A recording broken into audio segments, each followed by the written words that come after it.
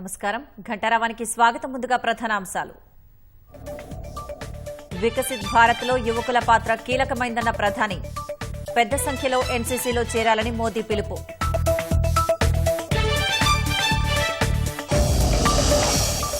నటుడు అలీకి వికారాబాద్ జిల్లా ఎక్మామిడి గ్రామ పంచాయతీ నోటీసులు. అనుమతి లేకుండా ఫామ్ హౌస్ నిర్మాణాలు చేస్తున్నారని తాకీదులు. సమగ్ర కుటుంబ సర్వే చివరి దశకు చేరుకుంటుందన్న భట్టి. డాటా ఎంట్రీలో పొరపాట్లకు అవకాశం ఇవ్వొద్దని అధికారులకు సూచన. ఉద్యమం నాటి నిర్బంధాలు ఇప్పుడు మళ్లీ కనిపిస్తున్నాయన్న కేటీఆర్. కేసీఆర్ స్ఫూర్తితో కేంద్ర పార్టీల మెడలు వంచాలని పిలుపు. కాలుష్యపు కాటుకు గురవుతున్న భద్రాచలం. చెత్త కాలుస్తుండటంతో స్థానికులు భక్తులకు తీవ్ర ఇబ్బందులు.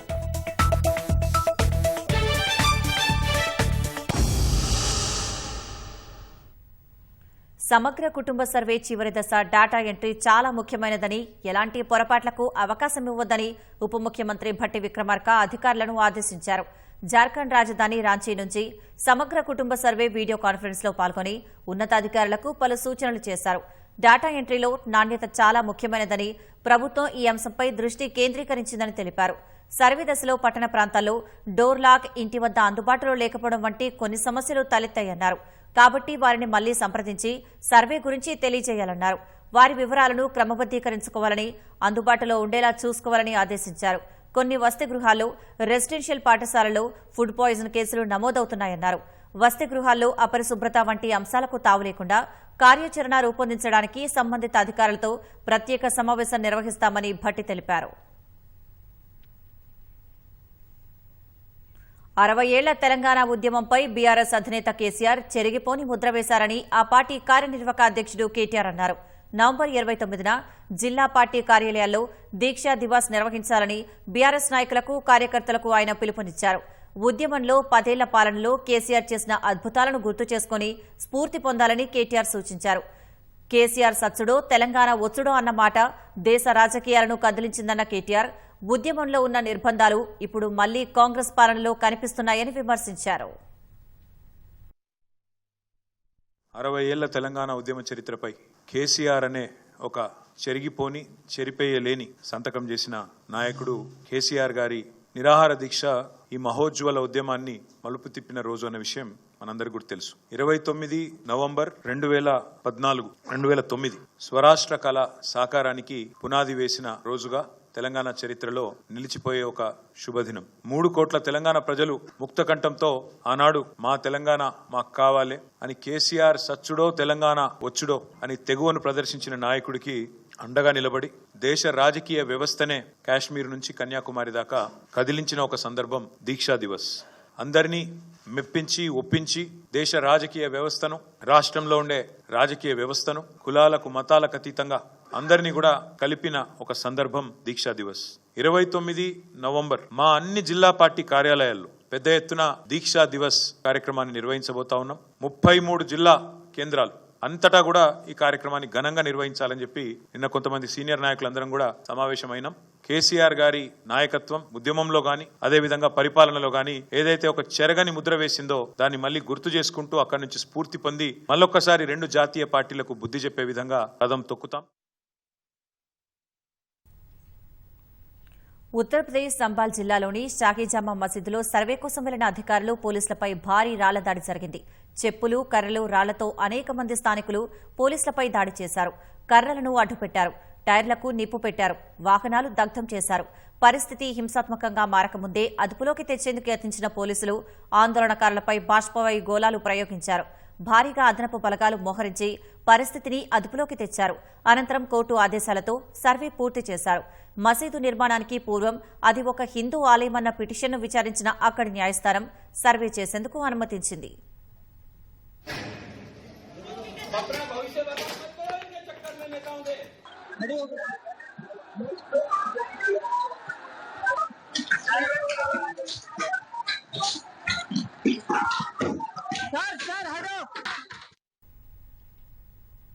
రేపటి నుంచి పార్లమెంటు శీతాకాల సమావేశాలు ప్రారంభం కానున్న నేపథ్యంలో కేంద్రం అఖిలపక్ష సమావేశం నిర్వహిస్తోంది. రక్షణ మంత్రి రాజ్నాథ్ సింగ్ నేతృత్వంలో అఖిలపక్ష సమావేశం ప్రారంభమైంది. పార్లమెంటరీ వ్యవహారాల మంత్రి కిరణ్ రిజిజు, కాంగ్రెస్, తృణమూల్, డీఎంకే, శివసేన, బీజేడీ తదితర పార్టీల నేతలు సమావేశానికి హాజరయ్యారు. మహారాష్ట్ర, జార్ఖండ్ అసెంబ్లీ ఎన్నికల వేళ సమావేశాలు సజావుగా సాగేందుకు విపక్షాల సహకారాన్ని కేంద్రం కోరింది.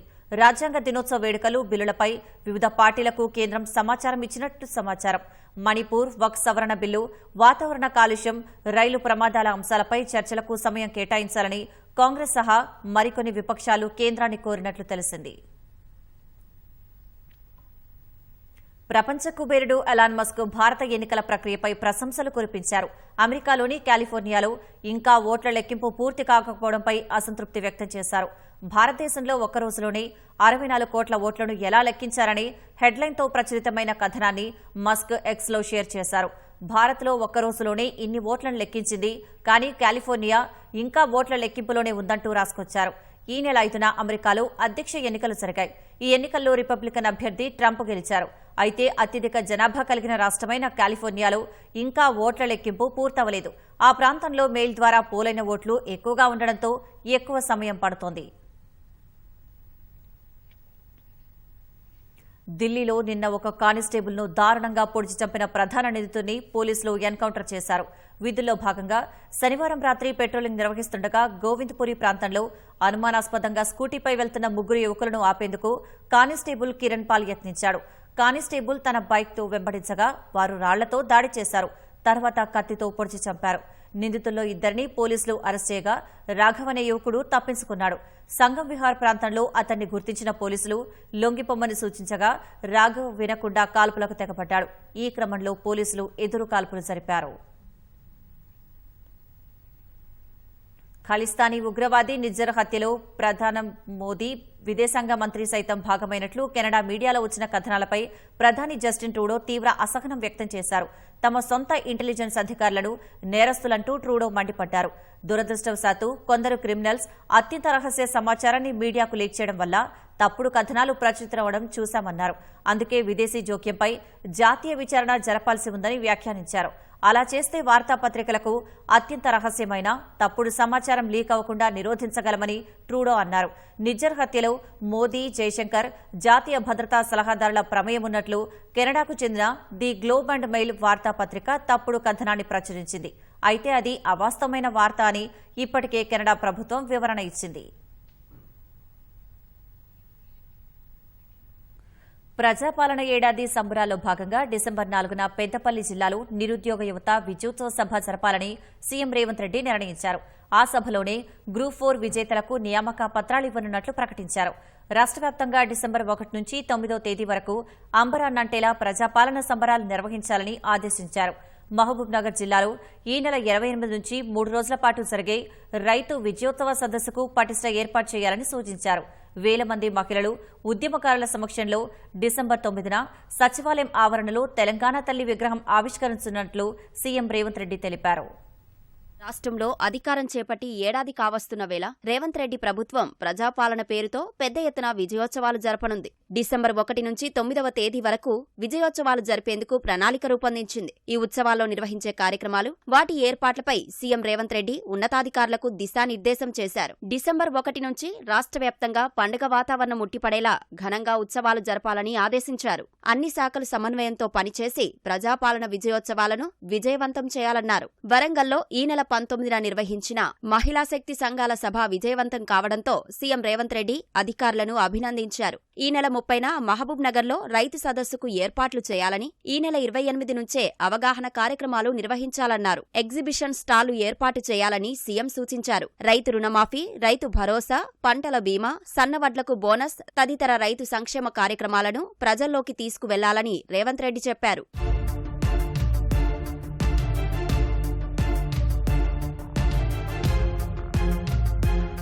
డిసెంబర్ 1 నుంచి శాఖల వారీగా వివిధ కార్యక్రమాలు చేపట్టాలని ఆదేశించారు. వివిధ అభివృద్ధి కార్యక్రమాల శంకుస్థాపనలు, ప్రారంభోత్సవాలకు ప్రణాళిక రూపొందించాలని సూచించారు. శాఖల వారీగా తొలి ఏడాది ప్రగతి నివేదిక, భవిష్యత్తు ప్రణాళికను మీడియా ద్వారా ప్రజలకు వివరించాలని మంత్రులకు సీఎం సూచించారు. డిసెంబర్ 4న పెద్దపల్లి జిల్లాలో నిరుద్యోగ యువత విజయోత్సవ సభ జరపాలని నిర్ణయించిన సీఎం రేవంత్ రెడ్డి ఆ వేదికపైనే గ్రూప్ 4తో పాటు వేర్వేరు నియామక పరీక్షల్లో విజేతలైన 9,000 మందికి నియామక పత్రాలు అందజేయనున్నారు. డిసెంబర్ 9న సచివాలయం ఎదుట తెలంగాణ తల్లి విగ్రహాన్ని ఆవిష్కరించనున్నారు. ఈ కార్యక్రమానికి ఉద్యమకారులు, మేధావులు, విద్యావంతులు, నియోజకవర్గం నుంచి 1000 మంది చొప్పున 1,00,000 మంది మహిళా శక్తి ప్రతినిధులను ఆహ్వానించాలని సీఎం ఆదేశించారు. డిసెంబర్ 7, 8, 9 తేదీల్లో గ్రామస్థాయి నుంచి హైదరాబాద్ వరకు పండుగ వాతావరణం ఉట్టిపడేలా ఉత్సవాలు నిర్వహించాలని సీఎం రేవంత్ రెడ్డి అధికారులను ఆదేశించారు. ఆ 3 రోజులు సచివాలయం, ట్యాంక్ బండ్, నెక్లెస్ రోడ్డు పరిసరాల్లో తెలంగాణ వైభవం, సంస్కృతిని చాటేలా ఏర్పాట్లు చేయాలని సూచించారు. ఎగ్జిబిషన్, తెలంగాణ సంస్కృతి, కళారూపాలతో కూడిన కార్యక్రమాలు, మ్యూజికల్, డ్రోన్, ఎయిర్ షోలు నిర్వహించాలన్నారు. పాఠశాలలు, హాస్టళ్లు, కాలేజీల్లోనూ ప్రజాపాలన విజయోత్సవాలు జరపాలని సీఎం ఆదేశించారు. డిసెంబర్ 7 నుంచి 9 వరకు హైదరాబాద్లో ట్రాఫిక్కు ఇబ్బంది లేకుండా చర్యలు చేపట్టాలని పోలీసు అధికారులను ఆదేశించారు. సచివాలయం, నెక్లెస్ రోడ్డు, ట్యాంక్ బండ్పై ఉత్సవాలు జరగనున్నందున ఆ ప్రాంతాల్లో వాహనాలను దారి మళ్లించాలని సీఎం సూచించారు.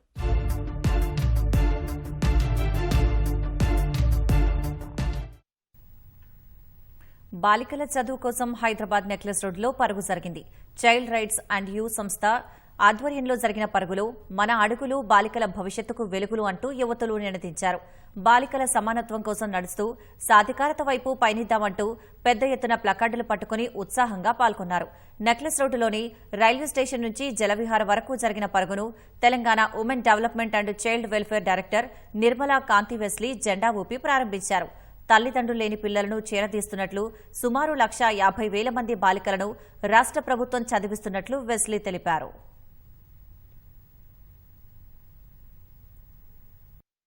ఆడపిల్లలు చదువుకుంటే వాళ్ళు మంచి డెసిషన్స్ తీసుకుంటారు, వాళ్ళు ఒక కుటుంబానికి ఒక మెయిన్ పిల్లర్గా ఉంటారు అనే ముఖ్య ఉద్దేశంతో central government and state government, education department అన్నీ కలిసి మేము పనిచేస్తున్నాము.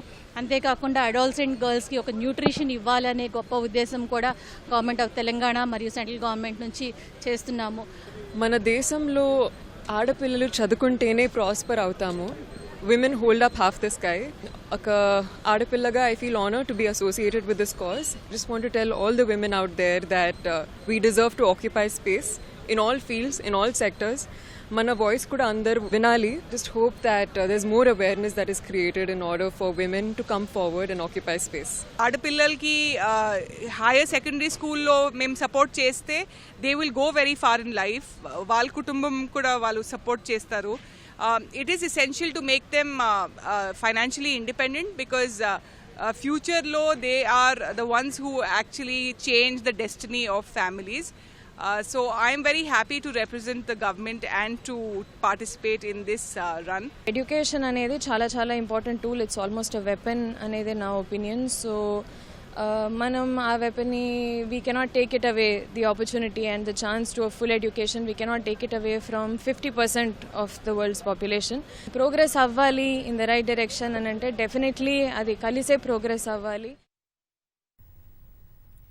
నకిలీ జీఎస్టీ రిజిస్ట్రేషన్లను నిలువరించేందుకు రాష్ట్ర వాణిజ్య పనుల శాఖ సరికొత్త ప్రయోగాన్ని ప్రారంభించింది. బోగస్ సంస్థలను రిజిస్ట్రేషన్ చేసుకుని కొందరు వ్యాపారం చేయకుండానే చేసినట్లు నకిలీ బిల్లులు సృష్టిస్తున్నట్లు గుర్తించింది. ప్రభుత్వ సొమ్మును నొక్కేయకుండా అడ్డుకోవడానికి ఈ విధానం దోహదం చేస్తుందని ప్రభుత్వం భావిస్తోంది. ఈ మేరకు చేపట్టిన నూతన వరవడి ప్రకారం నవంబర్ నెలలో రిజిస్టర్ అయిన 1,200 మంది చిరునామాలకు రిజిస్టర్ పోస్టులు లేఖలు పంపాలని నిర్ణయించింది. బోగస్ రిజిస్ట్రేషన్లను ప్రారంభ దశలోనే అడ్డుకునేందుకు వాణిజ్య పన్నుల శాఖ కొత్త తరహా విధానాన్ని తెరపైకి తీసుకొచ్చింది.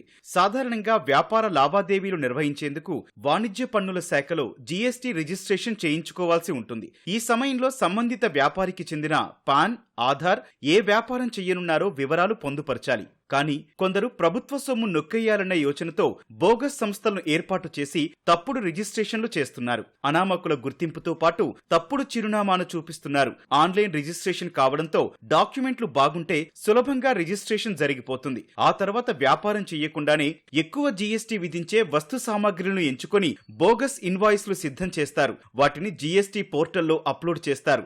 ఎలాంటి వ్యాపారం చెయ్యకుండానే చేసినట్లు చూపించి తన ఖాతాలో జమయ్యే ఇన్పుట్ ట్యాక్స్ క్రెడిట్ ఐటీసీని ఉపయోగించుకుంటారు. ఆ మొత్తాన్ని ఇతర వ్యాపార సంస్థలకు బదిలీ చేయడం కానీ, క్యాష్ కిందకు మార్చుకోవడం కానీ చేస్తారు. అధికారులు అనుమానించినట్లు ఏమాత్రం భావించినా వ్యాపారంలో నష్టం వాటిల్లిందని పేర్కొంటూ తన రిజిస్ట్రేషన్ను సరెండర్ చేస్తున్నారు.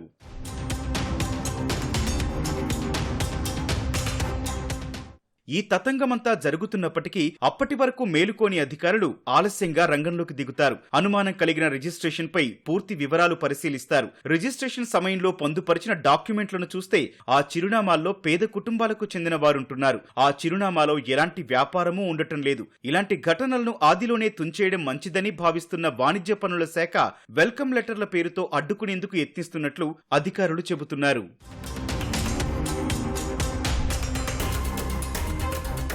వాణిజ్య పన్నుల శాఖ ప్రత్యేక కమిషనర్ నిఖిల్ చక్రవర్తి పర్యవేక్షణలో వెల్కమ్ లెటర్ విధానానికి శ్రీకారం చుట్టినట్లు తెలుస్తోంది. ఇప్పటి వరకు దాదాపు 1200కి పైగా రిజిస్ట్రేషన్లు కొత్తగా జరిగినట్లు అధికారులు గుర్తించారు. ఈ నేపథ్యంలోనే వీరందరికీ ప్రత్యేకంగా లేఖలు రాసినట్లు చెబుతున్నారు. నిర్దేశించిన చిరునామాలకు లేఖలు వెళ్లినప్పుడు రిజిస్ట్రేషన్ దారుడికి చెందిన వాళ్లు ఎవరూ లేకపోతే ఆ లేఖలు తిరిగి వాణిజ్య పన్నుల శాఖ కార్యాలయానికి వస్తాయి. ఇలా వచ్చిన వాటి చిరునామాలను ప్రత్యేక బృందాలు సందర్శిస్తాయి.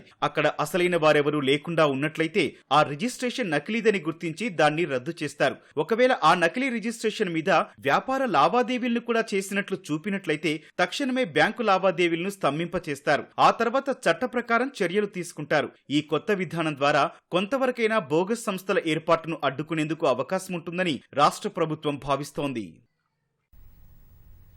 తిరుచానూరు శ్రీ పద్మావతి అమ్మవారి కార్తీక బ్రహ్మోత్సవాలకు విస్తృత ఏర్పాట్లు చేస్తున్నట్లు టీటీడీఈఓ శ్యామలరావు తెలిపారు. ఈ నెల 28 నుంచి డిసెంబర్ 6వ తేదీ వరకు బ్రహ్మోత్సవాలు నిర్వహిస్తున్న క్రమంలో తిరుచానూరులోని పసుపు మండపం నుంచి పుష్కరిణి, ఆలయ వీధుల్లో ఏర్పాట్లను ఈవో పరిశీలించారు. చలువ పందిళ్లు, రంగోలీలు, క్యూ లైన్లు, బారికేడ్లు, ఇంజనీరింగ్ పనులను త్వరితగతిన పూర్తి చేయాలని ఆదేశించారు. బ్రహ్మోత్సవాలకు విచ్చేసే భక్తులకు అసౌకర్యం కలగకుండా సౌకర్యాలు కల్పిస్తున్నట్లు ఈవో తెలిపారు.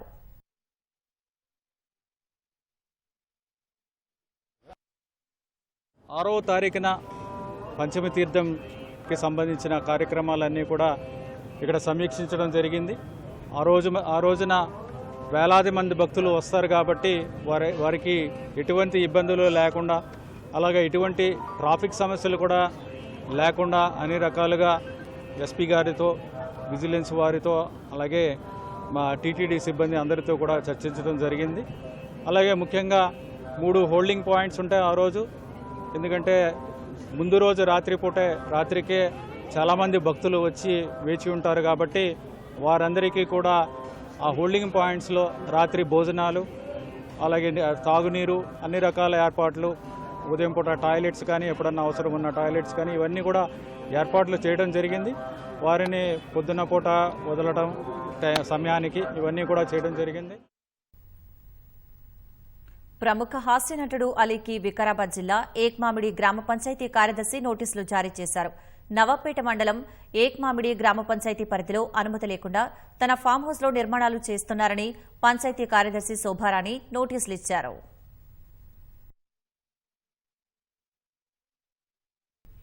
పల్లెల్లో క్రీడలు, సంప్రదాయ కళల పునరుద్ధరణే లక్ష్యంగా ఇషా ఫౌండేషన్ గ్రామోత్సవం నిర్వహిస్తోంది.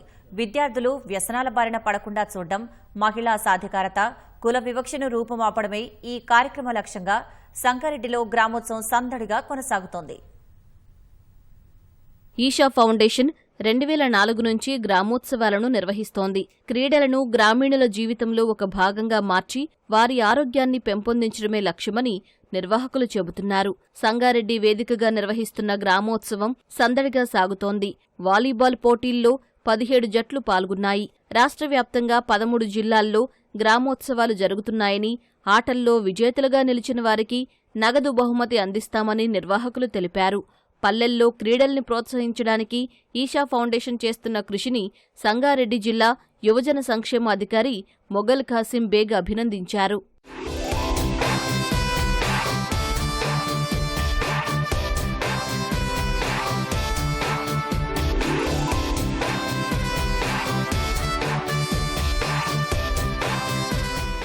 సుమారు సంగారెడ్డి జిల్లా నుండి 17 టీమ్స్ వాలీబాల్ టీమ్స్ రావడం జరిగింది. ఈ గేమ్స్ అయితే దీంట్లో ఫైనల్ ఎవరైతే గెలుస్తారో వాళ్ళని నెక్స్ట్ మంత్ హైదరాబాద్లో జరిగే స్టేట్ లెవెల్లో పాల్గొనడం జరుగుతుంది. దాంట్లో ఉత్తీర్ణులైన వాళ్ళు జనవరిలో కోయంబత్తూరులో జరిగే నేషనల్ గేమ్స్లో వీళ్ళు పాల్గొనడం జరుగుతుంది. ఇషా ఫౌండేషన్ వారు గ్రామీణ ప్రాంతాలలో క్రీడలను డెవలప్మెంట్ చేయాలని ఏదైతే చేస్తున్నారో దానికి సద్గురు గారికి మరియు నిషా ఫౌండేషన్ వారికి ధన్యవాదాలు తెలుపు. గ్రామ స్థాయి నుంచి మంచి క్రీడాకారులను వెలికితీయాలనే లక్ష్యంతో పనిచేస్తున్నామని ఈషా ఫౌండేషన్ వాలంటీర్లు తెలిపారు.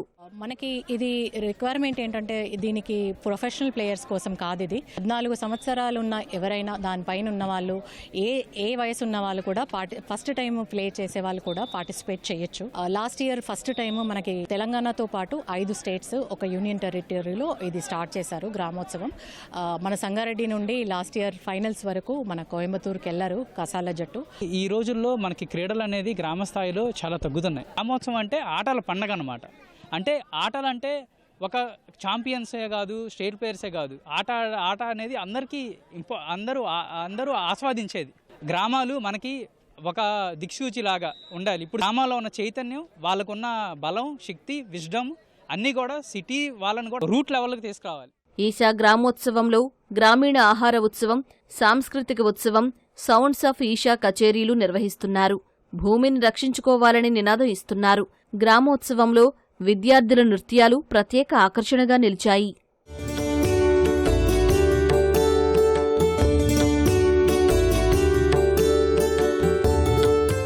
ఊళ్ళల్లో ఎంతో మంది ఉంటారు, ఆటలు అనేది తెలియని వాళ్ళు కూడా ఈ ఈషా గ్రామోత్సవం వల్ల వాళ్ళు ఇలాంటి టోర్నమెంట్స్కి పార్టిసిపేట్ చేయడం జరుగుతుంది.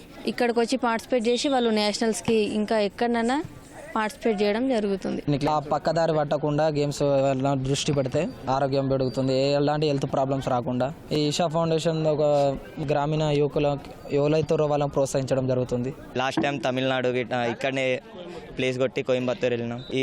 అక్కడ క్వాలిఫై అయినాం. గ్రామ స్థాయి నుంచి అంటే టీమ్ యూనిటీతోని గెలవడం జరిగింది. క్రీడలు, సంప్రదాయ కళల పునరుద్ధరణ లక్ష్యంగా జరుగుతున్న గ్రామోత్సవంలో పల్లెవాసులు ఉత్సాహంగా పాల్గొంటున్నారు.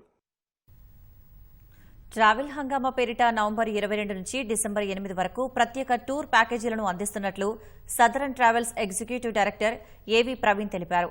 హైదరాబాద్ లక్డీ కపుల్లోని సదరన్ ట్రావెల్స్ కార్పొరేటివ్ కార్యాలయంలో వెల్లడించారు. సమ్మర్ సెలవులకు ముందస్తుగా అంతర్జాతీయ, డొమెస్టిక్ టూర్స్ కు బుక్ చేసుకుంటే 70,000 వరకు డిస్కౌంట్ ఇస్తున్నట్లు పేర్కొన్నారు. కోవిడ్ అనంతరం యాత్రలకు ప్రజలు ఆసక్తి చూపుతున్నారని తెలిపారు. ట్రావెల్ హంగామా బుకింగ్స్ చేసుకున్న వినియోగదారులకు లక్కీ డ్రా నిర్వహిస్తున్నామని పేర్కొన్నారు. డ్రాలో గెలుపొందిన వారికి విలువైన బహుమతులు అందిస్తామన్నారు. ఈసారి అయ్యప్ప స్వాముల కోసం శబరిమల యాత్రకు టూర్ ప్యాకేజీలు అందుబాటులో ఉన్నాయని ఆయన స్పష్టం చేశారు. ఇతర యాత్రలుగా గమనిస్తే సౌత్ ఇండియాలో కేరళ బాగా వెళ్తున్నారు, కాశ్మీర్ బాగా వెళ్తున్నారండి, దోదాం చార్ధాం వెళ్తున్నారు, హిమాచల్ వెళ్తున్నారు. అదేవిధంగా ఇప్పుడు అస్సాంలో కామాఖ్య టెంపుల్ ఉందండి, అది కూడా చాలా ఫేమస్. టూర్స్ కూడా వెళ్తున్నారు. అదేవిధంగా సౌత్ ఆఫ్రికా వెళ్తుంటారు, యూరోప్, జపాన్, దుబాయ్ ఇట్లా కంట్రీస్ టూర్స్ వెళ్తుంటారు. మీరు తప్పకుండా ఈ నవంబర్ 22 ఆల్రెడీ స్టార్ట్ అయిపోయింది. డిసెంబర్ 8 వరకు ఈ యొక్క అవకాశాన్ని ఉపయోగించుకోండి. మీకు బెస్ట్ డిస్కౌంట్స్ వస్తాయి. ముందుగానే మీకు వెల్ ప్లాన్డ్, మీరు ఎప్పుడో ఏప్రిల్లో వెళ్లేవాళ్ళు, సంక్రాంతికి వెళ్లేవాళ్ళు, లేకపోతే మే, జూన్ లో వెళ్లేవాళ్ళు, మొత్తం బుకింగ్ అనే ఎవ్రీథింగ్ ఇస్ రెడీ. మీరు వౌచర్స్ ఇచ్చేస్తాం, మీరు హ్యాపీగా ట్రావెల్ చేసి రావచ్చు. మహారాష్ట్రలో విజయ దుందుపి మోగించిన మహాయుతి ప్రభుత్వం ఏర్పాటుకు సన్నాహాలు మొదలుపెట్టనుంది. ఇవాళ ముంబై వెళ్లనున్న బీజేపీ పరిశీలకులు మిత్రపక్ష పార్టీల నేతలు షిందే, అజిత్ పవార్తో చర్చలు జరపనున్నట్లు సమాచారం. సీఎం పదవి ఎవరు చేపట్టాలనే అంశంపై ప్రధానంగా చర్చలు జరపనున్నట్లు తెలుస్తోంది. ఈ నెల 26 తేదీతో ప్రస్తుత అసెంబ్లీ గడువు ముగియనుంది. మహారాష్ట్ర అసెంబ్లీ ఎన్నికల్లో మహాయుతి కూటమి భారీ విజయం సాధించడంతో కొత్త ప్రభుత్వం ఏర్పాటుపై బీజేపీ కసరత్తు మొదలుపెట్టింది. పార్టీ పరిశీలకులు ఇవాళ ముంబైకి వెళ్లనున్నట్లు సమాచారం.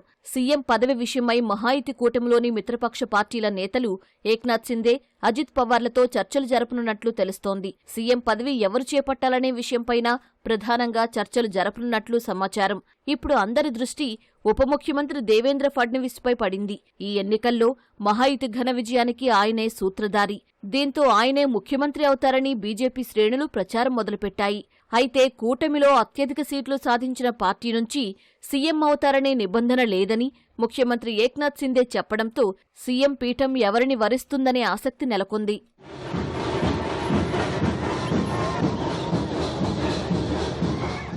మహారాష్ట్ర అసెంబ్లీ ఎన్నికల్లో మహాయుతి కూటమి 234 స్థానాల్లో జయభేరి మోగించింది. బీజేపీ 132 స్థానాల్లో, శివసేన సిందే 57, అజిత్ పవార్ ఎన్సీపీ 41 స్థానాల్లో విజయం సాధించాయి. మహాయుతి కూటమి నుంచి బరిలో ఉన్న మంత్రులందరూ జయకేతనం ఎగురవేశారు. మహారాష్ట్ర బీజేపీ అధ్యక్షుడు చంద్రశేఖర్ బవాన్కులే, ముంబై బీజేపీ చీఫ్ ఆశిష్ షెలార్ విజయం సాధించారు. కోప్రీ పచ్పకడి స్థానంలో సీఎం ఏక్నాథ్ సిందే 1,59,000 ఓట్ల తేడాతో ఘన విజయం సాధించారు. బారామతిలో ఎన్సీపీ అభ్యర్థి ఉప ముఖ్యమంత్రి అజిత్ పవార్ 1,00,000 పైచిలుకు ఓట్ల తేడాతో ఆయన సోదరుడి కుమారుడు యుగేంద్ర పవార్పై గెలిచారు. నాగపూర్ నైరుతి స్థానంలో బీజేపీ అభ్యర్థి ఉప ముఖ్యమంత్రి దేవేంద్ర ఫడ్నవీస్ జయభేరి మోగించారు. మరాఠా ఓటర్లు అభివృద్ధికే పట్టం కట్టారని ముఖ్యమంత్రి సిందే, ఉప ముఖ్యమంత్రులు ఫడ్నవీస్, అజిత్ పవార్ ధీమా వ్యక్తం చేశారు. ప్రతిపక్ష మహావికాస్ అఘాడీ 48 సీట్లకే పరిమితమైంది.